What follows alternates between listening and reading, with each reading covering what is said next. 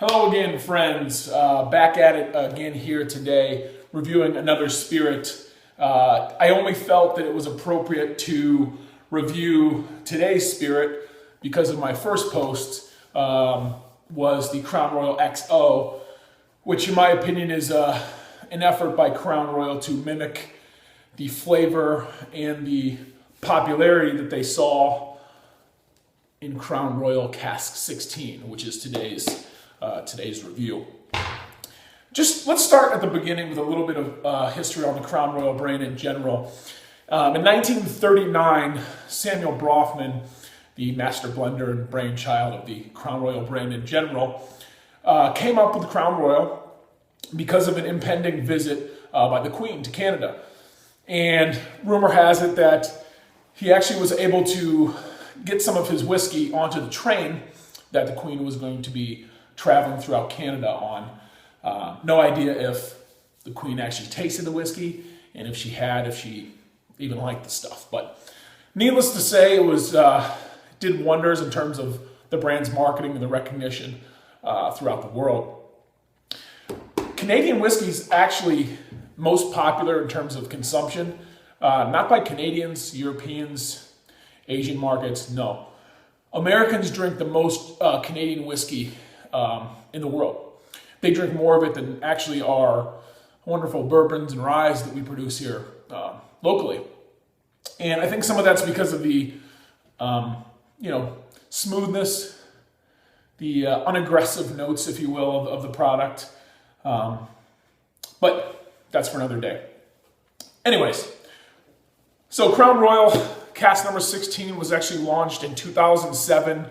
Enjoyed some pretty nice success. But what happened was in 2010, Crown Royal launched the maple and the black, lines of the product. And the price points of those were in the $30 to $35 range, less in some markets. And those were wildly successful and still are wildly successful. So executives change, and Diageo, who is the parent company of the Crown Royal brand, who owns Crown Royal, had a change in executive. And that's my theory about what happened to Crown 16. They went away from it for price point purposes. And the second reason is apparently they had issues sourcing the casks from the Limousin forest in France that the Crown Royal Cask 16 was stored in. I personally think that it was probably more of the former. They just wanted to refocus their branding marketing on the black and the maple. Anyways, back to the product. I always start with packaging. Personally, in this case, I think they did a wonderful job. I think it's a beautiful package. Nice kind of hard cardboard. Nice little description on the back. You have a description of the product in English as well as in French. That being said, if you notice, I'm carrying this bottle by the bottom, and there's a reason for that. If you pick it up in the middle or at the top, watch what happens. All of a sudden, it can pop out on you, especially if you have a full or nearly full bottle. The weight of it just kind of opens it up. So what Diageo actually had to do, and as if you see here, you can see I peeled off. There were black stickers here that held them together. But Diageo actually sent out employees to manually place black stickers on this because they were getting so many complaints about people breaking the contents. Makes sense. Either way, awesome packaging. But if you do get your hands on a bottle or two of this, make sure you hold it by the bottom. Matter of fact, I knew that this was an issue before I got it. But the other day in the garage, I was carrying it out to the car, and it dropped. So that brings me to my first point. Packaging is actually really nice for an accident.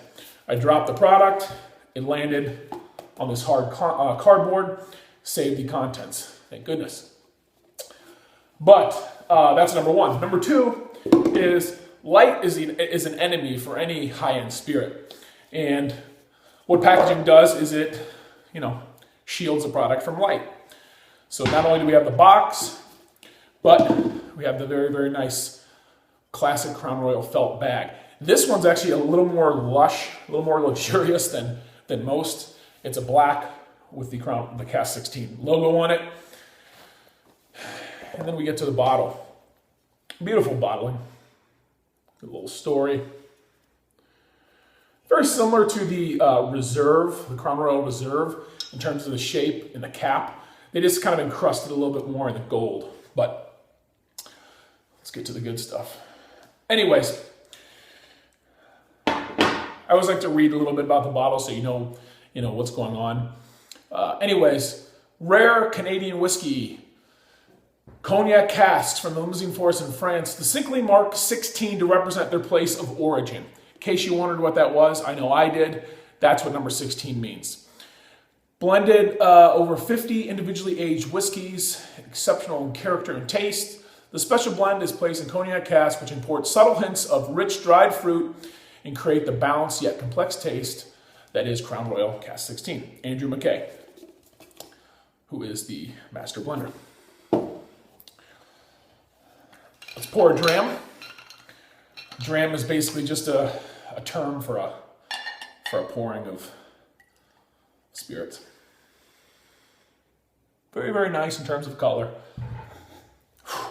Man, that aroma, in my opinion, really sets it apart from XO or any other Canadian whiskey, or whiskey in general, to be quite frank.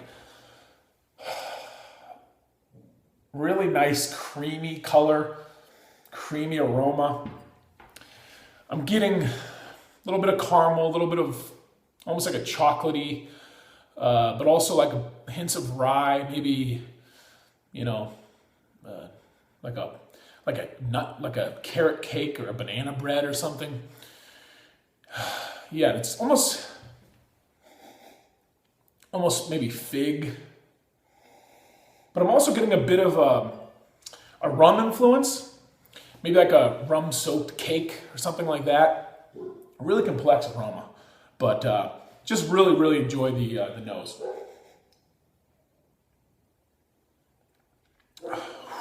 On the palate, velvety smooth.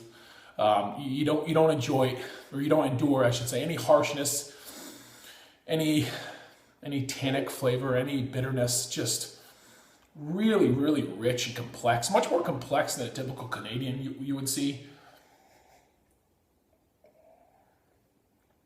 Yeah, really nice.